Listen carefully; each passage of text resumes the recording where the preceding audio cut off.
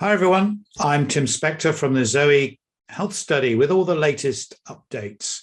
I'll be looking at COVID rates and exploring why they're all going up at the moment and how the symptoms compare to other respiratory illnesses, which are also super common at the moment.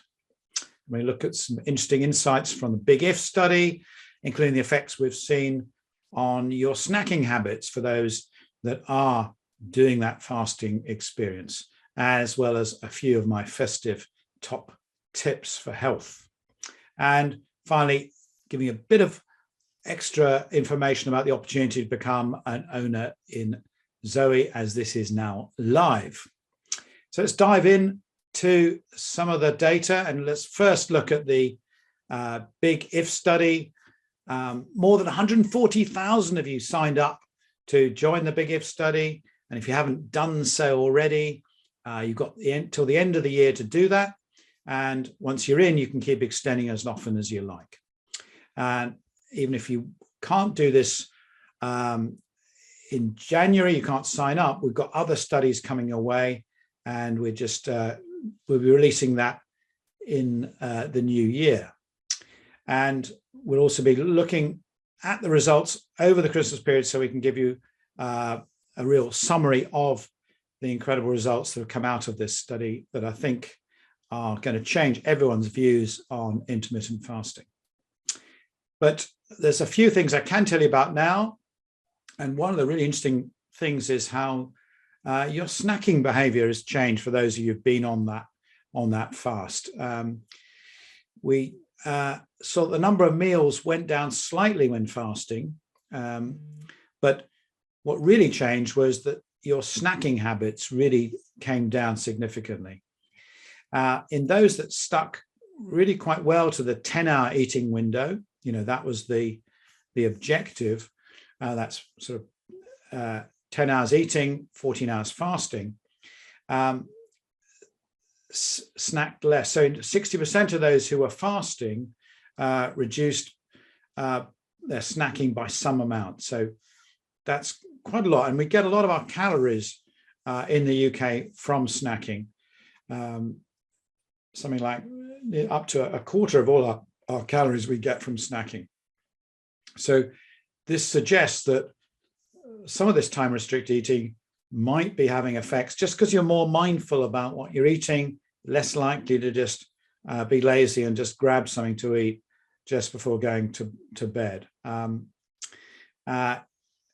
Or it could be that you're focusing more on getting your energy from those main meals rather than just saying, oh, I'll get something later.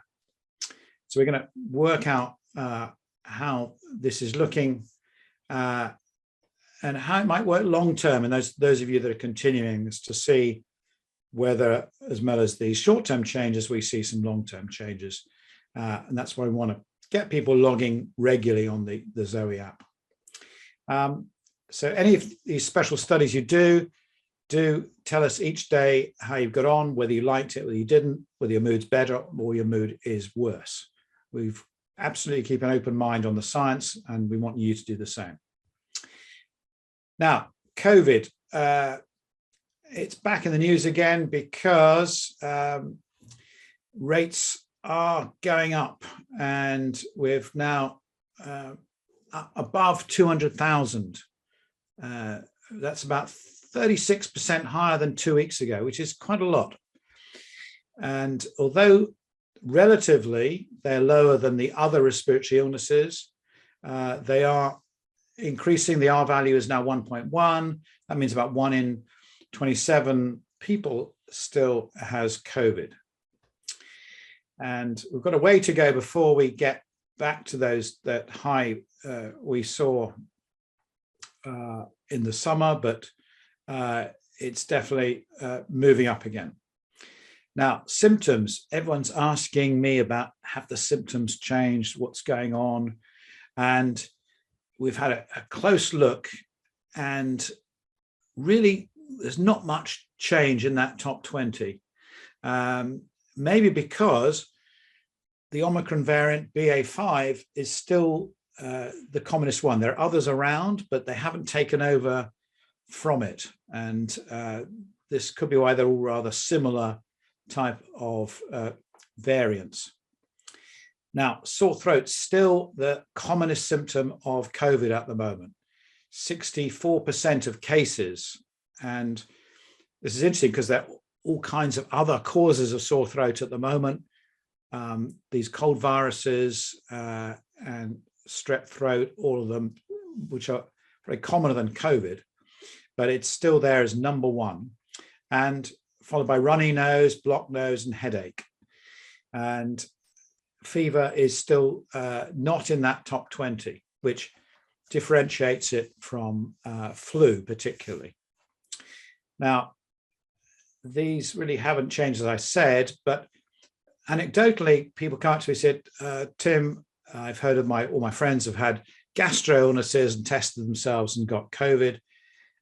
No signs yet that that's a common symptom that we can see. It doesn't mean it doesn't happen. It's always been on our lists in the top 50, but it's not in the charts at the moment. We'll keep an eye on it and see if it does increase. But the overall summary is that these symptoms are still really similar to the cold viruses that we're seeing, particularly respiratory syncytial virus, and it's pretty hard to tell them apart without getting yourself tested. You can tell it from flu because flu, you're more likely to get fever than you are COVID, but again, a test is probably the only way to be sure. And looking at age groups, you can see the blue line here. The under 18s are really still the commonest group getting this. It's generally trending up in all the age groups, no real differences there. And nationally, it looks like the south and the east of England have more cases, but it's still generally trending upwards everywhere. This is likely to increase over the next few weeks because we will see the delayed effects of Christmas shopping, big gatherings for World Cup, etc. And perhaps just a good idea, we're not in the finals for that particular reason. Now, remember to mask up when heading out and do keep good hand hygiene. Now, we did publish last year that having a diet full of plants and polyphenols and not much ultra-processed food reduced your chances of getting COVID and particularly reduced the severe symptoms. And we think this is likely to apply still with the current variants, but also to other infections, other viruses. So do make sure you do keep munching on those Brussels sprouts and other high polyphenol foods. Now let's just quickly look at our cold data. We're calling it colds, but that's a general term for non-COVID respiratory illnesses. And they're 4 times commoner currently than COVID. And you can see there in the orange line on the graph here. And if you have, you can see that also it's very common in the under 18s because of this. Sore throat is particularly common in the under 18s, and it's likely to relate to viruses like respiratory syncytial virus.